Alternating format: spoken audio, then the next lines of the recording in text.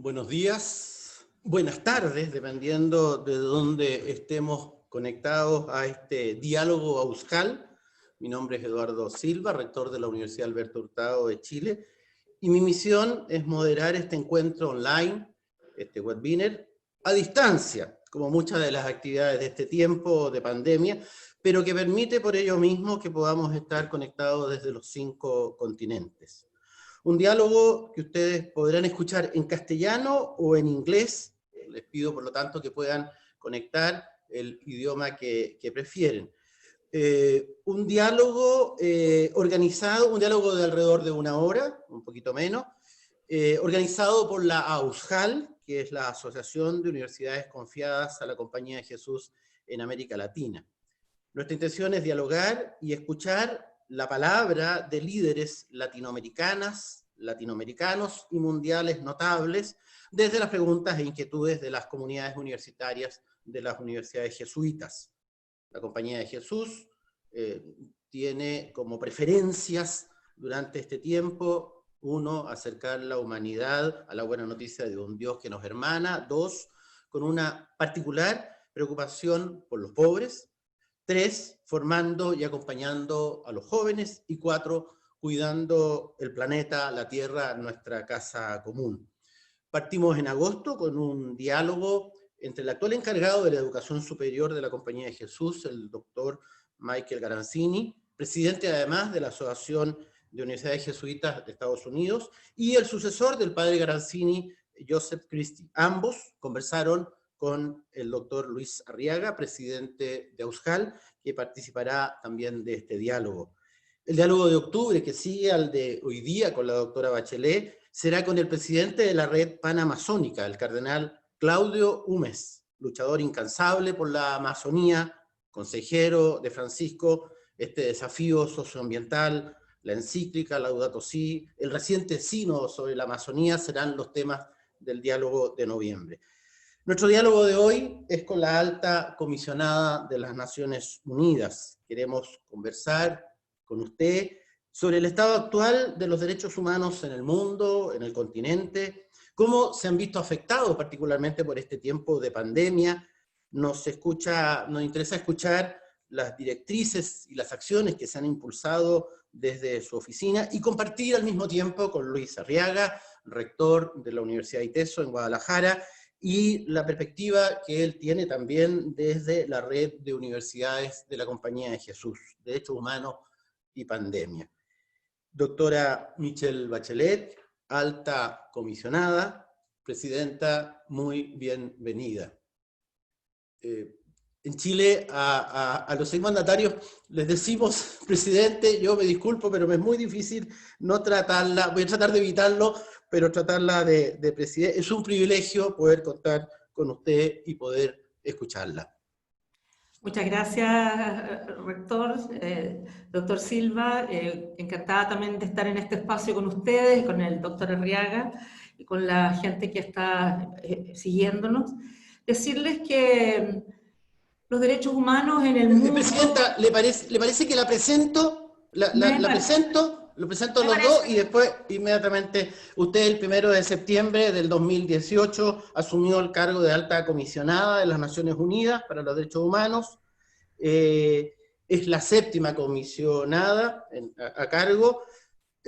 La señora Bachelet también fue elegida presidente de Chile en 2 ocasiones, 2006, 2010, 2014, 2018. Fue la primera mujer en ocupar la presidencia de Chile, así como la primera mujer de Chile y América Latina en encabezar un Ministerio de Defensa, 2002-2004, y también desempeñó el cargo de ministra de Salud como médica, que es entre el 2000 y 2002.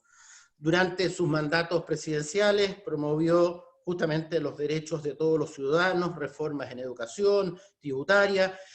Usted creó el Instituto Nacional de Derechos Humanos y el Museo de la Memoria y los Derechos Humanos, el Ministerio de la Mujer y Equidad de Género. En fin, sería largo destacar las cosas en las que usted se ha empeñado como presidenta. El 2011 usted fue nombrada primera directora de ONU Mujeres, una organización dedicada a la lucha por los derechos de las mujeres y los niños. Tras concluir su segundo mandato, en marzo del 2018, fue nombrada presidenta de la Alianza para la Salud de la Madre, el Recién Nacido y el Niño.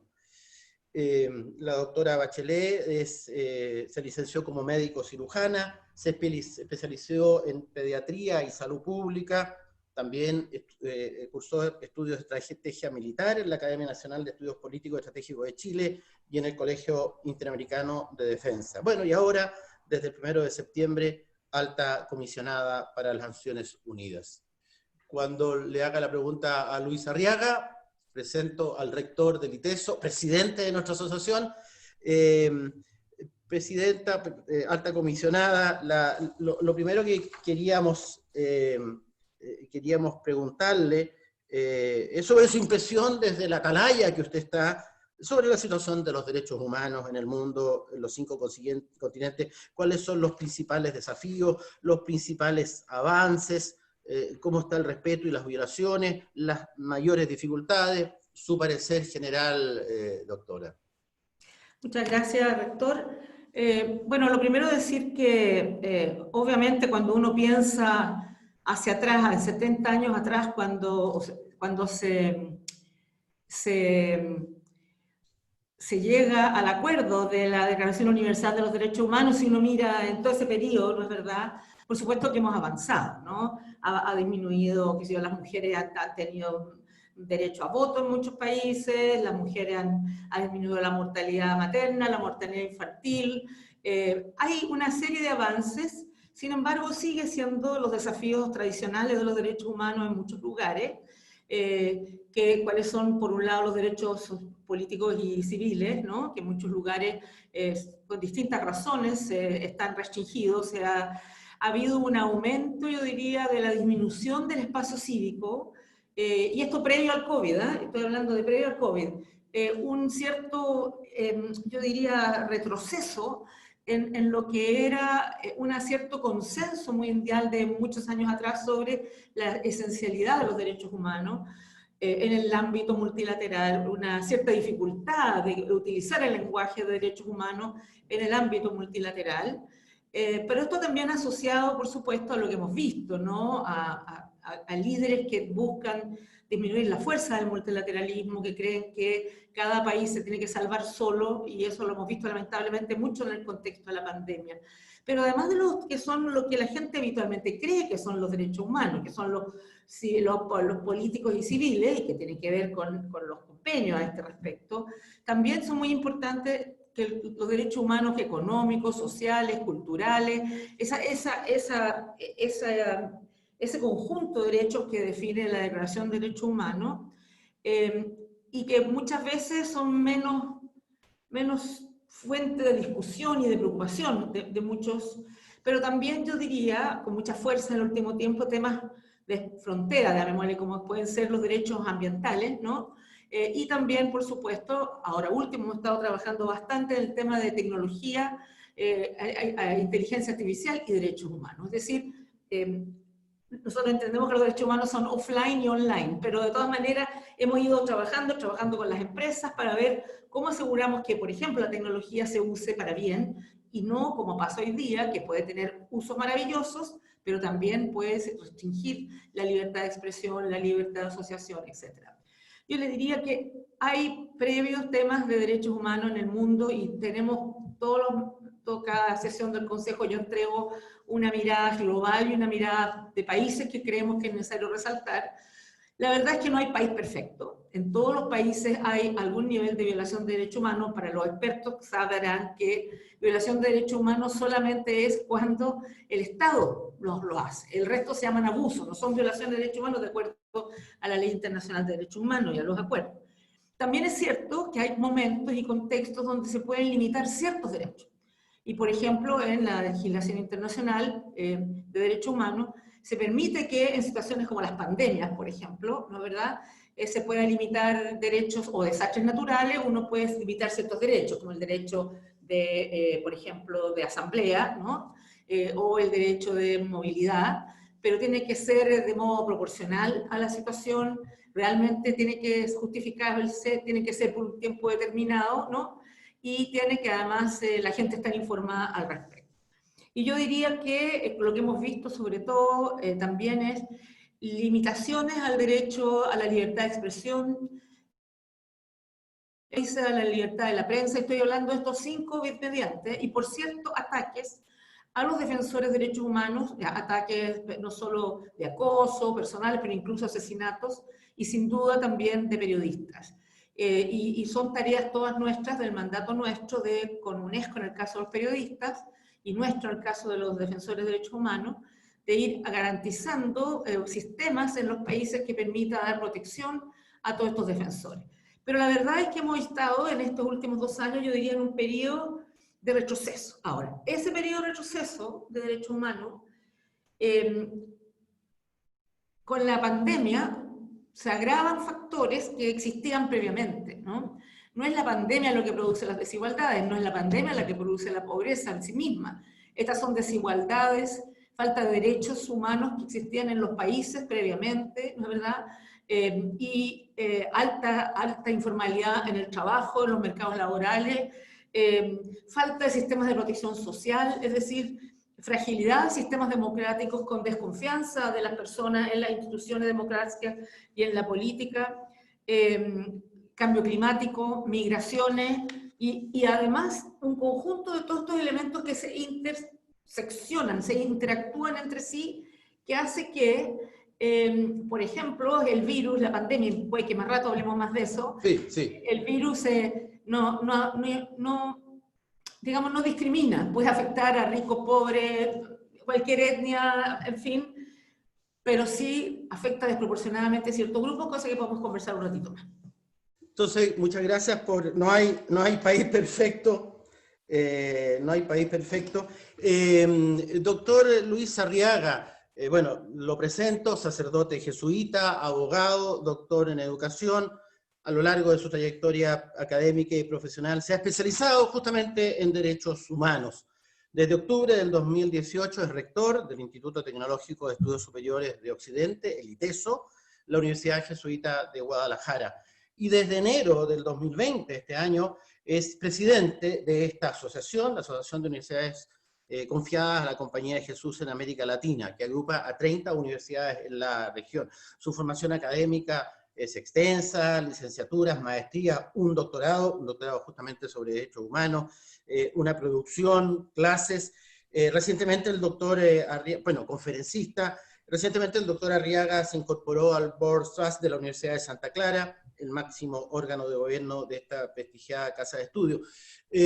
Luis, porque somos compañeros jesuitas, nos vemos una vez al mes en el comité ejecutivo, de cara a este panorama que nos ha presentado la doctora Bachelet, tu parecer justamente de los derechos humanos en el mundo y la relación con la misión de la compañía y cómo eso es parte de nuestra tarea también. Adelante, Luis.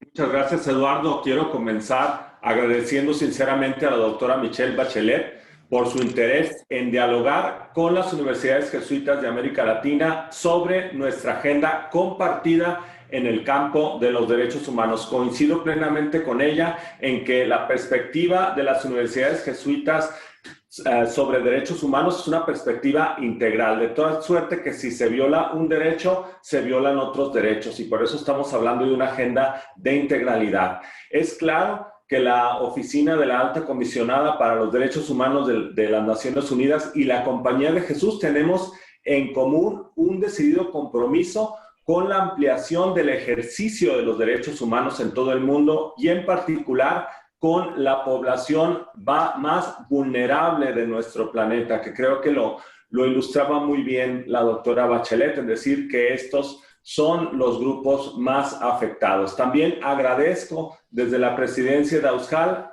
a toda la asociación, en particular a la Universidad Alberto Hurtado en Santiago de Chile, a Loyola University en Chicago y la Asociación Internacional de Universidades Jesuitas y al ITESO, nuestra universidad en Guadalajara, sus contribuciones para organizar y promover este seminario global.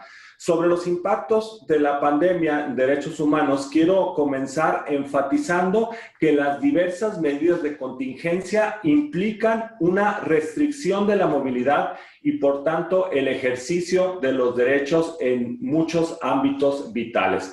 el más visible y cuyas dimensiones debemos valorar es la pérdida de actividades generadoras de ingreso. Me refiero al trabajo asalariado y al trabajo por cuenta propia, sea formal o informal. En contraparte, se registra un aumento de actividades productivas no remuneradas. El acceso a la educación se ha visto limitado. Es cierto que se ha registrado un aumento tanto en cantidad como en calidad del aprendizaje realizado mediante herramientas digitales, como lo mencionaba la doctora, pero aún así la enorme mayoría de los ciudadanos se educan en nuestros sistemas públicos con equipamiento insuficiente y desigual. Esto complica los procesos educativos, además de la socialización interpersonal. En una sociedad sin equidad, los avances no alcanzan a todas y todos. América Latina es la región más desigual del mundo, a pesar de los esfuerzos para reducir la pobreza. Y esto creo que la doctora Bachelet pues tiene bastantes elementos para esta parte. El índice Gini, por ejemplo, en los países de América Latina suele estar entre 0.4 y 0.5. Entonces, esta desigualdad ha reportado una asociación estadística rigurosa a la familia de origen en varios países de nuestra región. Esto quiere decir que el principal predictor para ser pobre a lo largo de la vida es haber nacido en una familia pobre. Y entonces esta condición de inequidad no solo expresa diferencias en ingresos o gastos, sino se amplía en diversos ámbitos de la vida. 1. Establece jerarquías y genera exclusión y discriminación. 2. Dificulta e impide el acceso de los derechos humanos como el derecho a la educación u otros derechos que ya se han mencionado. 3. Los hijos de los hogares pobres pues asisten a las escuelas con la peor infraestructura y equipamiento, pues son formados por los docentes menos calificados, son acompañados por familias menos escolarizadas y no cuentan con libros, computadoras o internet en casa. En este tiempo de pandemia no cuentan con lo que le llaman, pues en los estándares internacionales, el derecho a la vivienda o con viviendas adecuadas para habilitar más de un espacio común como un aula. Varios hermanos deben de atender, por ejemplo, en estas condiciones de hacinamiento, sus clases televisadas. Y 4, pues abandonan antes los estudios que cursaron con peor calidad, lo que les cierra posibilidades de desarrollo y realización personal. Bueno, frente a estos graves desafíos, el trabajo de las universidades jesuitas durante los últimos años ha incluido en el ámbito educativo una colaboración cercana con la Federación Internacional Fe y Alegría, obra de la compañía, que lleva educación básica y media a 820,000 estudiantes excluidos de los sistemas educativos de 17 países de América Latina.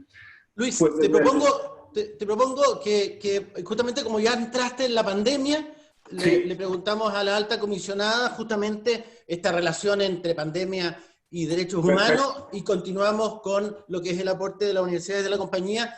Doctora Bachelet, en una lúcida metáfora, el superior general de los jesuitas indicó que, obvio, todo el planeta es asolado por esta pandemia, pero no todos enfrentamos este huracán y esta tormenta en el mismo barco. La tormenta no golpea de la misma manera a los que están en un acorazado, de los que están en una pequeña balsa o en un pequeño bote. Los efectos, doctora Bachelet, los empezó a mostrar el doctor Arriaga, los efectos disímiles de la pandemia sobre los derechos humanos. ¿Cómo afecta? ¿Cuáles son los impactos? Factores que complican más y un poquito qué es lo que ha impulsado las Naciones Unidas para incorporar la perspectiva de los derechos humanos en atención a la pandemia COVID. Doctora. Bueno, por un lado, ¿me escucha? Sí, perfecto. Por un lado, yo decía adelante que lo que ha quedado claro con la pandemia han sido las desigualdades preexistentes, ¿no? en las sociedades y entre los países. Y esas desigualdades se dan en todos los ámbitos, desde lo laboral, el acceso a la salud, el acceso a la educación, el acceso a tecnologías digitales que permitan que en casos de encierro puedan los chicos seguir estudiando, tal como decía el doctor Arriaga.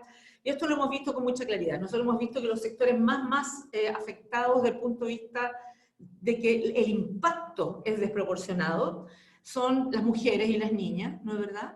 Por supuesto, lo decía muy bien usted, rector, no es lo mismo ser una mujer de recursos, profesional, que vive en una ciudad, que si usted es una mujer mayorcita, ya vieja, digamos, rural, o indígena, o que vive con una discapacidad, porque eso es lo que vemos, que las personas mayores, las personas de los pueblos originarios, las personas pobres, primera cosa, en cualquier lugar los pobres han sido más afectados proporcionadamente, las personas de la comunidad LGTBI, las personas que por diversas razones están privadas de libertad, vale decir, sean presos o sean personas adultos mayores que vivían en lugares de atención por niveles de dependencia.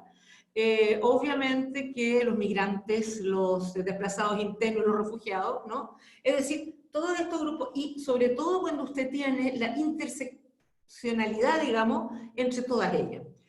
Porque muchas veces uno puede tener, como decía antes, una mujer ya mayor, indígena, con una discapacidad, es decir, se le van sumando factores que hacen que cada vez sea más grave. Hemos visto, y los datos se conocen muy bien, que en países altamente desarrollados, que supuestamente tenían todas las condiciones para responder a la pandemia, las personas más afectadas en términos de mortalidad han sido los sectores minorías étnicas, o como por ejemplo en Estados Unidos los afrodescendientes o los latinos, o en el Reino Unido los afrodescendientes, también los pakistaníes y los de Bangladesh. Es decir, en distintos lugares hemos visto eso. La segunda gran cosa que se ha visto y que ha sido muy impresionante es el incremento de la violencia contra la mujer. Porque en el encierro, la persona está encerrada en el departamento, en una casa, con el perpetrador de la violencia, y está como indefensa, digamos, ante esto, y hemos visto incremento del número de llamadas a todas las líneas de apoyo a las mujeres y víctimas de violencia.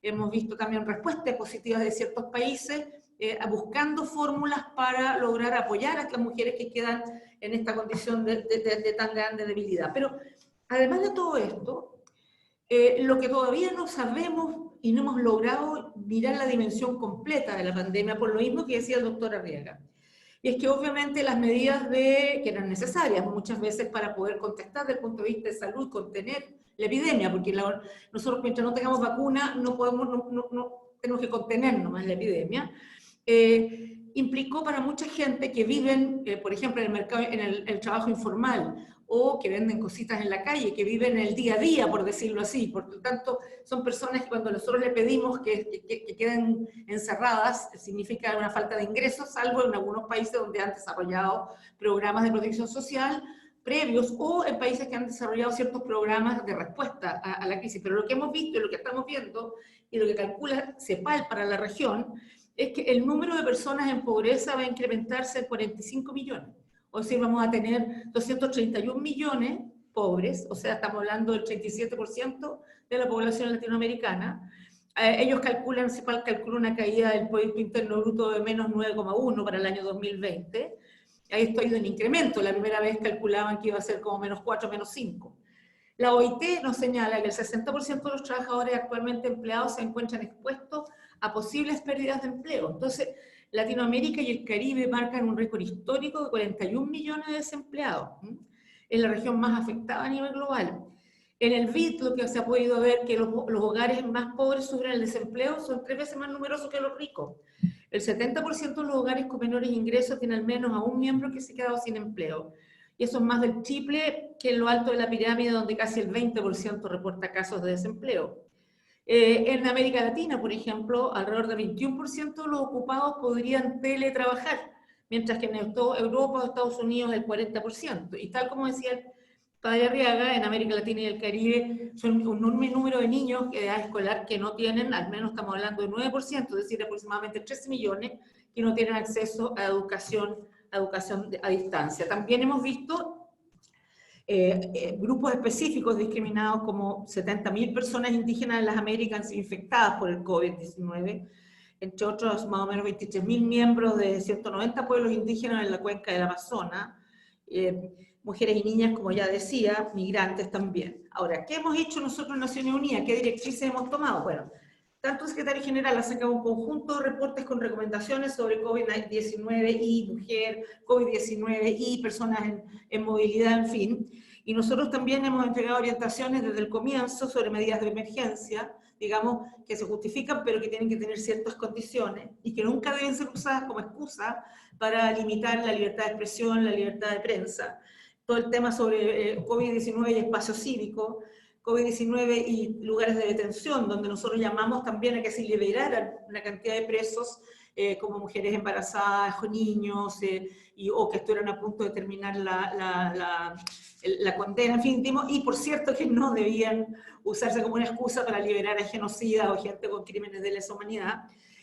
Niños en detención también sacamos, sobre migrantes, sobre minorías, sobre mujeres, sobre el colectivo LGTBI, sobre personas con discapacidad, sobre discriminación racial y, como decía, también pueblos indígenas, y también con el secretario general hemos estado trabajando orientaciones sobre el discurso del odio, porque uno de los otros elementos que hemos visto es que aquí ha crecido el discurso del odio, la xenofobia. Incluso migrantes que se han visto obligados a retornar a sus países de origen han sido estigmatizados y acusados de traer, esto en la región también, y en otras partes, de traer la infección y explicar cómo el aumento de la pandemia.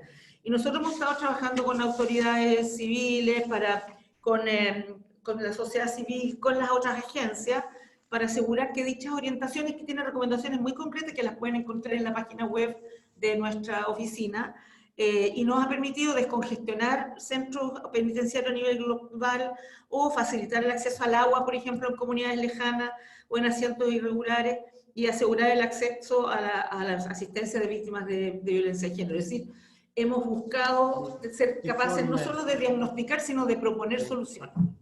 Muchas gracias, doctora. Bueno, una catástrofe, y una catástrofe que pega, como usted bien dice, a grupos particularmente.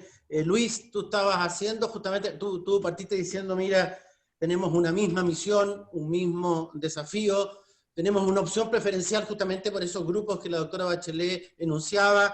¿Qué nos puedes decir frente a este catástrofe, pandemia, derechos humanos, Luis? Sí, muchas gracias. Yo quisiera retomar un tema muy importante que ha mencionado la doctora Bachelet, y es el tema de la pobreza. Los gobiernos de América Latina se han apropiado del discurso de los derechos humanos, pero sin que éste se acompase en la inmensa mayoría de nuestros países con un auténtico compromiso para garantizar su ejercicio pleno. En primer lugar, bueno, ¿cuáles son los desafíos, verdad? En primer lugar, los estados deben fortalecer las condiciones de acceso a la justicia como uno de los pilares para lograr sociedades seguras. Las deficiencias policiales, la falta de sanción a los abusos cometidos por cuerpos de seguridad y el empleo de políticas de mano dura para combatir la criminalidad no han dado resultados. Y este punto también es muy importante porque tiene que ver también con las directrices que menciona la doctora. Entonces, frente a estas múltiples violaciones de derechos humanos, prácticamente en todos los países de la región carecemos de un recurso efectivo para acceder a la justicia, pues en los términos que plantea, por ejemplo, la Convención Americana de Derechos Humanos. En segundo lugar, no debemos soslayar la importancia radical de resolver nuestra problemática estructural de desigualdad y pobreza, no solo mediante el desarrollo de la política social en la que México pues ha tenido un papel relevante como pionero en los programas de transferencia condicionada, aunque pues con malos resultados. Es necesario poner además en igualdad de condiciones a quienes participan en el mercado. Esto no ha sido posible a causa de los privilegios de los grupos económicos fuertes que gozan no únicamente de grandes capitales, sino además de relaciones e influencias ante quienes deben regular su actividad. Se requiere entonces fortalecer mecanismos que eviten el monopolio y el tráfico de influencias y fortalecer la regulación laboral y ambiental, sobre todo en este contexto que menciona la doctora. Y en tercer lugar, pues hay que considerar que la supervisión estatal y la legislación protectora de los derechos de las personas trabajadores y trabajadoras, y eso tiene que quedar muy claro, no es un asunto de negociación, sino de una exigencia para quienes intervienen en la actividad económica como generadores de empleos. Es decir, los derechos humanos no son negociables, dicho de otra manera. Cumplir con los compromisos establecidos en la legislación laboral parece difícil en una región en donde, según las estimaciones, además de las que mencionaba la doctora, las estimaciones de la OIT, de la Organización Internacional del Trabajo, alrededor de la mitad de quienes laboran, esto es aproximadamente 140 millones de personas, lo hace en la informalidad. Y esto, pues, como menciona la doctora, bueno, este aumento que menciona este dato de los 45 millones más de pobres, pues se agrava aún más. Creo que hay otro punto que mencionaba la doctora que me gustaría también mencionar, y es esto de los pueblos originarios, los pueblos que están inmersos en las luchas por la defensa de su territorio, del agua o contra las industrias extractivas, permanecen activamente organizados e incluso toman medidas comunitarias frente a la expansión del COVID-19. La defensa de su territorio frecuentemente se vincula a la defensa de condiciones ambientales sanas, así como para, pues, mejorar o procurar una vida saludable. Y entonces, bueno, yo creo que esto es muy importante. Cabe también tener presente a quienes en las ciudades generan redes de apoyo para enfrentar estas dificultades, y es el caso de agrupaciones, como lo decía la doctora, de migrantes indígenas que luchan por el acceso a la alimentación, a la salud, pues dificultado por el confinamiento. Pues hasta aquí yo lo dejaría. Sí, adelante, perdón. Es que a mí me ponen play y sigo adelante, Eduardo, pero tú interrúmpeme. El listado de grupos más vulnerables es amplio. Tú acabas de decir lo que pasa con los pueblos originarios. Presidenta, usted ha estado en dos atalayas, mirando ahora como alta comisionada, pero del 2011 a cargo de ONU Mujeres. Cuando joven uno tenía estos juegos de las 7 semejanzas y 7 diferencias. ¿Qué ha sido volver a Naciones Unidas ahora como alta comisionada? Su experiencia anterior. Bueno, aquí hay una discriminación, la desigualdad, usted lo ha enunciado, todo lo que significa igualdad de género, todo lo que significa maltrato, machismo. ¿Qué nos puede decir de estos dos lugares de donde usted ha estado sirviendo a Naciones Unidas y en particular las discriminaciones contra las mujeres en nuestro continente? Bueno, donde yo esté siempre ando abogando por la igualdad de las mujeres, debo decirla. Incluso me aprovecho un poquitito y paso el comercial de que de los 12 países que se dice que tuvieron la mejor respuesta a la pandemia, 7 eran dirigidos por mujeres. Así que lo digo esto porque todo el mundo salía a aplaudir a las mujeres que eran trabajadoras de salud, pero también las mujeres, y muchas veces a las mujeres se dice que no son buenas líderes porque no toman decisiones, etcétera. Y la verdad que eso primero es falso, sin duda, es parte de los prejuicios, la estigmatización, la discriminación contra las mujeres, pero a la vez tenemos pruebas clarísimas de que las mujeres pueden ser extremadamente competentes en todos los ámbitos de la vida, ¿no? Y por cierto, también en la política y en particular en la respuesta también a la pandemia. Pero yo le diría que sí, que también hemos visto un retroceso en los derechos de la mujer, y este año se cumplen 25 años desde la conferencia de Beijing, ¿no? Y justamente estaban previstas una cantidad enorme de actividades, pero bueno, la pandemia las ha limitado. Sin embargo, seguimos todos mirando cómo podemos seguir avanzando en los derechos de la mujer, porque también hemos visto un retroceso en muchos países. Por ejemplo, yo estuve la semana pasada en un panel sobre pena de muerte y género, ¿no? Y uno tendería a pensar de que no necesariamente hay una relación directa, pero es verdad, en muchos países, bueno, nosotros como oficina estamos completamente en contra de la pena de muerte en cualquier circunstancia, pero hay países donde determinados hechos a un hombre jamás ni siquiera lo procesarían por ello, y a la mujer no solo la procesan, sino que incluso le dan pena de muerte, ¿no? Entonces yo le diría, sí, la mujer sigue siendo plenamente discriminada, en nuestro país. Cuando estamos hablando del trabajo informal, la gran mayoría de mujeres trabajan en manera informal y esos son los temas que hay que resolver. Y yo diría, la pandemia tiene efectos demoledores, creo que no lo hemos visto todo, pero también tenemos la oportunidad de volver a construir mejor, por decirlo así, porque tenemos que pensar también en el futuro. Y en ese sentido hay dos o tres cosas que quisiera mencionar, que incluye, por cierto, los derechos de las mujeres y tiene que tener una mirada de género, esa mirada de cómo construimos mejor. Lo que no podemos hacer es volver al día cero, el día antes de la pandemia, porque ese día cero estaba lleno de las desigualdades que ha generado lo que ya hemos estado conversando. Entonces lo que tenemos que hacer es conseguir volver a economías que sean inclusivas, ¿no es verdad? Que no dejen a nadie atrás y que además sean sostenibles. Y aquí quiero hacer un pequeño digresión. El COVID es una zoonosis, es decir, es animales salvajes que infectan animales domésticos, que infectan a los seres humanos, o animales salvajes que se venden en mercados y infectan a seres humanos. Pero todas las últimas enfermedades graves que hemos tenido son todas zoonosis. Tenemos el ébola, el MERS, el SARS, ¿no es verdad? Y, por cierto, el COVID-19. Entonces, aquí hay otro elemento que es clave, que es que de verdad tomemos medidas en serio contra el cambio climático. Que de verdad respetemos la naturaleza y la biodiversidad, ¿no?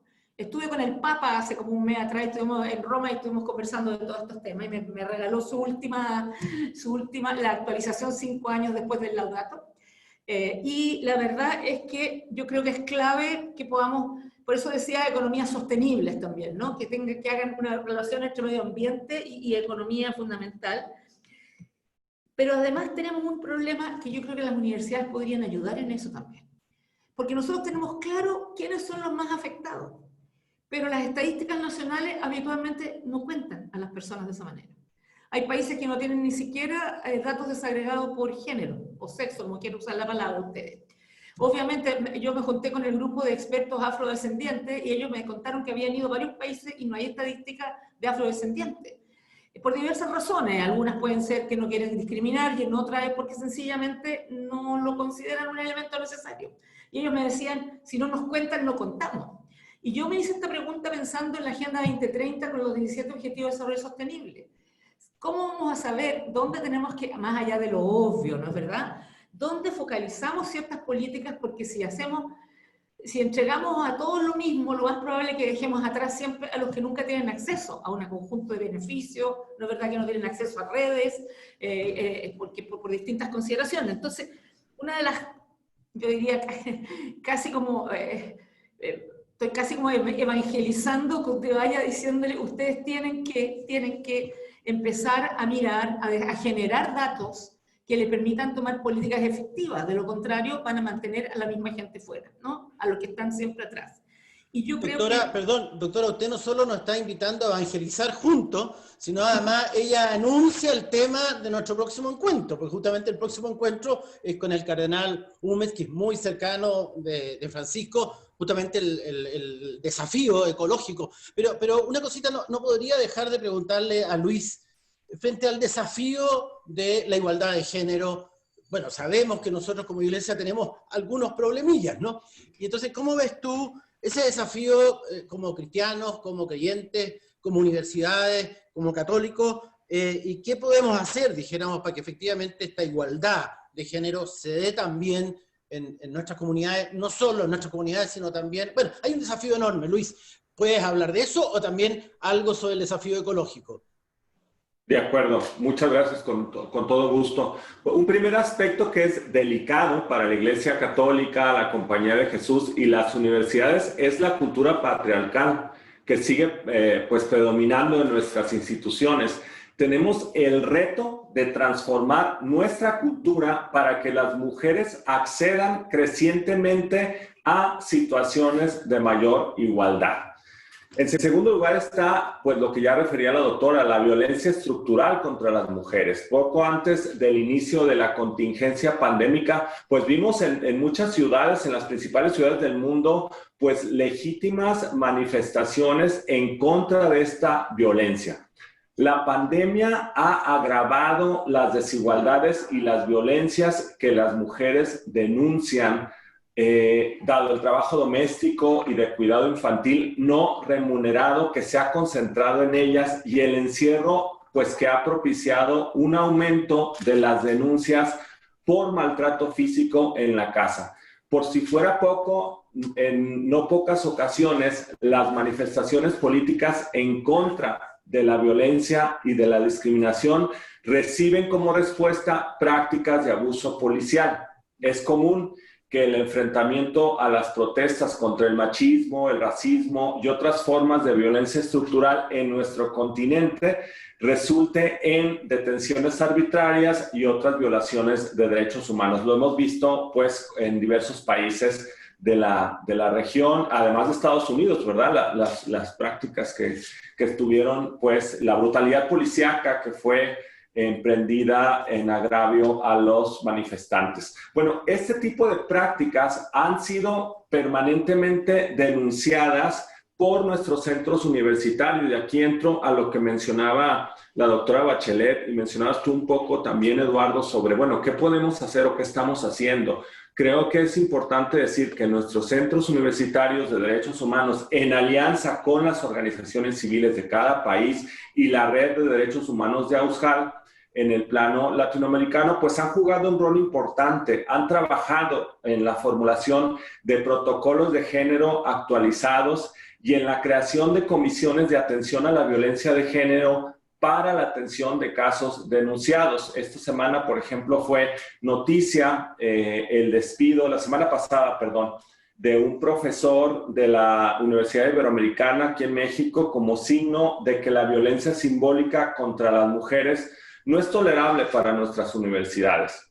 Bueno, además de los protocolos institucionales, preparamos unas directrices globales para la prevención y atención de la violencia contra nuestros estudiantes y pues que pretendemos firmar en más de 200 universidades jesuitas en el verano próximo en nuestra Asamblea Mundial, como sabes, Eduardo, en la ciudad de Boston. Me gustaría retomar solamente una cosa. Me permito ejemplificar con un proyecto en el que el ITESO está colaborando precisamente con ONU Mujeres en el programa Second Chance, que impulsa un modelo para que 1,500 mujeres de Jalisco fortalezcan sus capacidades productivas, mentoría para el emprendimiento, capital de inversión, educación financiera y apoyo socioafectivo para superar la pobreza. Este proyecto pues ha sido un proyecto exitoso que ha sido también puesto con ONU Mujeres en más de 14 países.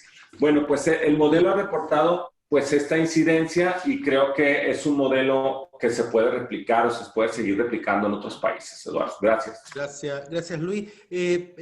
Doctora Bachelet, usted al comienzo dijo con mucha claridad que las violaciones a los derechos humanos es un asunto que violan los estados, y ese es el foco, ¿no? Y entonces la pregunta sobre la apropiación de los estados latinoamericanos de esta agenda, de esta preocupación es clave, ¿no? Y han salido muchos temas. Es obvio, y como hemos acordado, no nos vamos a referir a problemas de derechos humanos que tienen que ver con Chile, porque justamente usted habla como alta comisionada, no como expresidenta. No vamos a referirnos a eso, pero un foco más claro en los estados, en América Latina, en nuestro gobierno, en lo que hacemos cada uno de los países. No nos vamos a referir a situaciones de Chile. No puedo no referirme, doctora, que hoy día, 28 de octubre, perdón los que no son chilenos, pero se cumple un año de la muerte del sacerdote jesuita José Aldunate. Lo despedimos en el Museo de la Memoria, que usted creó, fue Premio Nacional de Derechos Humanos, y además algo muy importante, fue muy amigo de su madre, la señora Lucía Geria, que la despedimos también este año, nuestro pésame por eso, pero su mirada, Presidenta, sobre sí, la situación de los gobiernos de América Latina, digamos, o cómo efectivamente los líderes se han apropiado de estos derechos, y después, ¿qué le pediría usted a esta red de universidades de la Compañía de Jesús en esta tarea que tal como la hemos presentado, aparece ingente, aparece enorme? Doctora. Bueno, a mí me gustaría que los gobiernos se apropiaran más de los derechos humanos, ¿eh? Y además, porque mire, lo que pasa en muchas partes es que uno ve leyes y son estupendas, pero no se implementan, ¿no? hay marcos jurídicos, hay marcos de todo tipo, pero no hay implementación en la práctica, o sea, no hay priorización. Entonces, a mí me gustaría que se apropiaran más, pero además que no es solo de los derechos humanos en general y de su universalidad y su indivisibilidad y todo aquello, sino también en lo que se llama la perspectiva de los derechos humanos, que es la manera como se miran las políticas, ¿no? Y yo en Chile lo usaba porque me parecía evidente, y era que las políticas públicas tenían que ser centradas en las personas, adaptarse a las necesidades y realidades de las personas, que ojalá fueran construidas con participación de las personas. Y esto que es siempre importante en cualquier democracia, pues yo creo que ya las personas no quieren, no entienden democracia solamente por ir a votar una vez cada tanto tiempo, sino quieren ser parte de las decisiones, quieren poder... Y además yo encuentro que desde lo local, desde lo territorial, uno puede tener una mirada clara de cómo se resuelven las cosas, más que desde una oficina, ¿no? Burocráticamente. Y eso yo creo que todavía hay renuencia a eso. Lo vimos el año pasado, en 80 países tuvimos protestas de la gente en la calle protestando por distintos tipos de cosas, pero que al final lo que había en el fondo eran desigualdades que se estaban expresando, ¿no? O sea, fueran sociales, económicas, culturales, religiosas, en fin. Y yo creo que nosotros necesitamos que haya también esa mirada desde la construcción de las políticas públicas para que efectivamente podamos responder adecuadamente, los gobiernos puedan responder adecuadamente a las necesidades de las personas, ¿no? Y sobre todo a los más vulnerables, a los más sencillos, ¿no? Y generalmente eso no sucede así. Nosotros, de hecho, hemos estado trabajando, por ejemplo, en Guatemala con el Consejo de Asistencia a Migrantes para luchar contra la estigmatización de los migrantes en el contexto de la pandemia, y se han desarrollado campañas. En Haití, mi oficina ha trabajado con la Institución Nacional de Derechos Humanos para llevar a cabo campañas para combatir la discriminación de pacientes de COVID. En México hemos trabajado con las autoridades y organizaciones de la sociedad civil para asegurar que la pandemia permita continuar con la búsqueda de personas desaparecidas con las debidas garantías.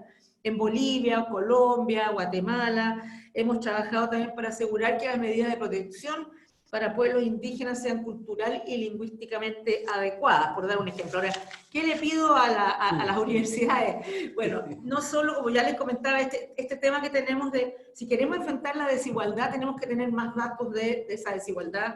Creo que es un tema, nosotros en Kenia trabajamos nosotros con el Instituto Nacional de Estadística y logramos que ellos identificaran sectores que estaban absolutamente fuera de todo tipo de medidas de apoyo, qué sé yo. Ahora, yo creo que las universidades jesuitas cumplen realmente un rol, y yo los quiero felicitar, fundamental, porque acercan el mundo académico a las complejas problemáticas que aquejan a nuestro continente.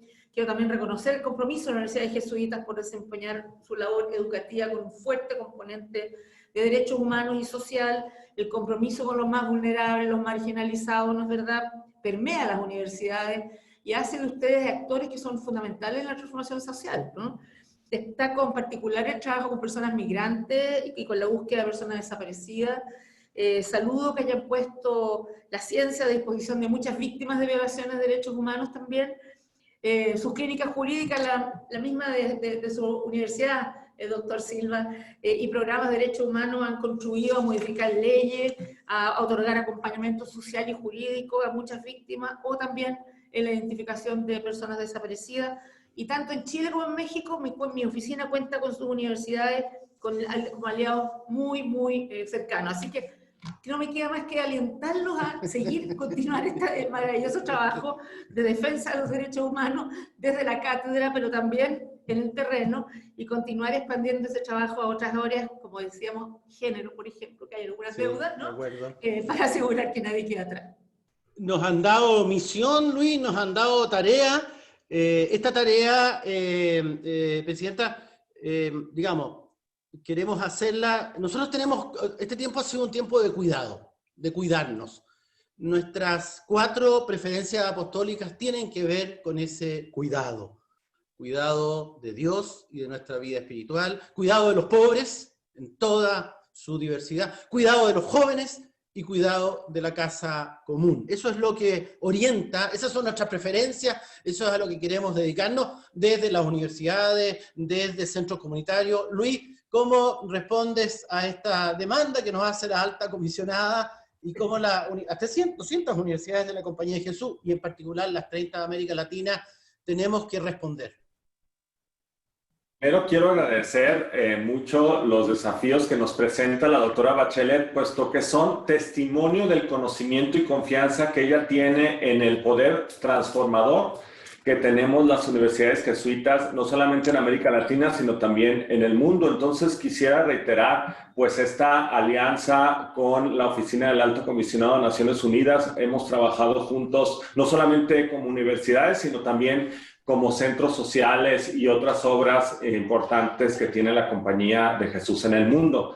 Las universidades jesuitas de América Latina han emprendido un conjunto muy relevante de acciones coherentes con la Agenda 2030 de la ONU, firmada por los países latinoamericanos con las prioridades globales de la Compañía de Jesús, que ya las mencionabas, Eduardo, y nuestro plan estratégico a 2025. Me permito citar algunos ejemplos muy rápido para ilustrar cómo lo estamos poniendo en la práctica. Por ejemplo, la Escuela de Derechos Humanos de Auskal ha formado a más de 1,600 personas durante los últimos 16 años con la participación de 11 universidades de 8 países latinoamericanos. Y luego está también un punto que es muy importante a propósito de su visita que tuvo con el Papa Francisco y la encíclica Laudato Si, y es nuestra colaboración con la Red Eclesial Panamazónica y el Servicio Jesuita Panamazónico durante los últimos años, que ha incluido, por ejemplo, acciones de investigación interuniversitaria, multisectorial, entre nuestras universidades del Cono Sur, sobre la degradación ambiental del bioma amazónico y la lucha de sus habitantes para preservarlo. Bueno, hemos hecho también acciones de formación a través de lo que le llamamos la Escuela de Derechos Humanos y Ecología Integral. Este lunes, por ejemplo, firmé un convenio de colaboración académica el lunes pasado con la Red Eclesial Panamazónica y uno específico para colaborar con esta escuela en su modalidad semipresencial desde las distintas universidades de Auskal, tanto del Cono Sur como la Pontificia Universidad Católica del Ecuador y mexicanas como la Ibero, el propio ITESO, etc. Próximamente, ya lo habías anunciado, pues convocaremos un evento público también para presentar este proyecto. Hemos tenido también contribuciones de incidencia y creo que eso vale la pena seguirlo impulsando, y la comunicación pública en colaboración con los defensores de los territorios. Una de ellas fue, creo que esto fue un gran logro, la publicación de un informe sobre la situación de los derechos humanos de los pueblos indígenas en colaboración con la Comisión Interamericana de Derechos Humanos. Creo que aquí otro aporte de incidencia relevante fue el trabajo de los académicos y académicas de las universidades jesuitas sudamericanas con la resolución 1/2020 de la Comisión Interamericana de la CID, denominada Pandemia y Derechos Humanos en las Américas. De verdad es un documento que vale mucho la pena leerla, que fue pues emitida recientemente en julio y que me tocó estar en un foro, me tocó leer la resolución, y creo que fue un foro latinoamericano también de Auskal, muy fructífero. Estas colaboraciones de Auskal con el Sistema Interamericano de los Derechos Humanos me han hecho discernir también, a propósito de este seminario, pues proponer también respetuosamente a la doctora Bachelet la posibilidad de explorar nuevos caminos de colaboración entre la ONU, la Oficina del Alto y las oficinas confiadas a la Compañía de Jesús. Pensar, por ejemplo, en la posibilidad de articular trabajos conjuntos entre algunas de las más de 200 universidades jesuitas en el mundo y la Oficina del Alto en la promoción de derechos humanos de las poblaciones más vulnerables. Como ya decía Eduardo, nosotros tenemos la prioridad apostólica de acompañar a los pobres en sus luchas, y esto sería muy importante, podríamos derivarlo de un convenio, etcétera. También, pues, por medio del doctor Garanzini, etcétera. Podemos seguir platicando sobre esto. Perdón. Gracias, Luis. Sí, adelante. De hecho, en el chat hay muchas alusiones a situaciones particulares, donde hay familias de campamentos más agobiadas en Chile, en México, o desde, la doctora acaba de hablar de la actualización de Laudato Si en su encuentro con el obispo de Roma, esa actualización, cuándo va a estar disponible, en fin, los problemas que hay de todo orden que han sido anunciados, la situación de Venezuela, en fin, hay una cantidad muy grande de demandas. Estamos ya terminando. Quizás, doctora, una última palabra para lo que quiera decir. Bueno, solamente no pierdan el entusiasmo por los derechos humanos porque lo necesitamos a ustedes. Este es un trabajo duro, ¿ah? Este es el de ser alto comisionado, porque uno tiene todos los países de Naciones Unidas a cargo y tenemos que hacer el seguimiento. Tenemos pocos recursos y por lo tanto a mí me parece excelente la idea que el doctor Arriaga acaba de dar de que podamos mirar cómo podemos trabajar una colaboración. De todas maneras, yo estoy en contacto con el secretario ejecutivo de la Comisión de COVID de Roma, se me olvidó el nombre en este momento, y también estamos explorando qué cosas podemos hacer para colaborar. Así que encantado que pudiéramos continuar trabajando en esa línea y poder hacer una colaboración que yo sé que hemos colaborado en cosas específicas en el pasado, Sí. ¿no? Tanto en México, en Santiago y en otras partes, con distintas instancias de las universidades jesuitas, pero creo que sería muy, muy positivo que pudiéramos pensar en algo que pudiera ser muy beneficioso para todos. Gracias por esa invitación, gracias por su participación en este seminario, un gusto realmente grande poder conversar con usted. Nuestro anfitrión, Luis, nuestro presidente de la Asociación de Universidades Confiadas a la Compañía, por favor, despide este seminario y no te olvides de avisar que hay un tercero sobre la Amazonía, no te olvides de eso. Luis. Exactamente. Bueno, pues muchas gracias, doctora. Quiero concluir retomando una de las grandes intuiciones presentes en el documento de las directrices de la ONU que ya mencionaba en otro momento, y me llama la atención este párrafo que dice que las crisis son una oportunidad para reflexionar y revertir la ideología de acuerdo con la cual el crecimiento económico es el único camino para avanzar. Creo que esto para mí es muy iluminador porque nos apela a cuestionar, a cambiar patrones, comportamientos de consumo y sobre todo pues a priorizar el disfrute de los derechos humanos de todos y la protección del medio ambiente. Me permito pues también mencionar, me puse a investigar y vi un discurso que la doctora Bachelet mencionó a propósito de San Alberto Hurtado, que dice, pues, y me quedo con esto también, ¿verdad? Hay que promover un desarrollo inclusivo, equitativo y sustentable en el que nos cuidemos mutuamente y tengamos como pilares de nuestra vida en nuestra sociedad, pues enfrentar este grave desafío que fue tan mencionado en este panel sobre desigualdad y la justicia. Tomarnos en serio, si es cierto esto, tomarnos en serio los derechos humanos puede ofrecer posibilidades de vida para toda la humanidad y para las especies con las cuales compartimos esta gran casa común. Y para lograrlo, pues cualquier intento debe pasar necesariamente por el cuidado de quienes hoy en estas difíciles circunstancias nos muestran su dolor y su vulnerabilidad. Ya no podemos confinarnos en los límites que han marcado nuestra vida, tenemos que generar articulaciones, tenemos que generar estas grandes alianzas internacionales. Muchas gracias, Eduardo, desde luego están invitados a proseguir con estas charlas a Auskal. Gracias, doctora, un gusto conocerla. Espero pues que sigamos colaborando juntos como universidades jesuitas y pues como esta gran compañía universal que quiere pues promover y defender decididamente los derechos humanos. Gracias. Gracias, doctor. Muchas gracias a todos y puntualmente a la hora podemos terminar esta conversación. Muchas gracias a todos los que se han conectado. Que tengan un feliz tiempo a pesar de los pesares.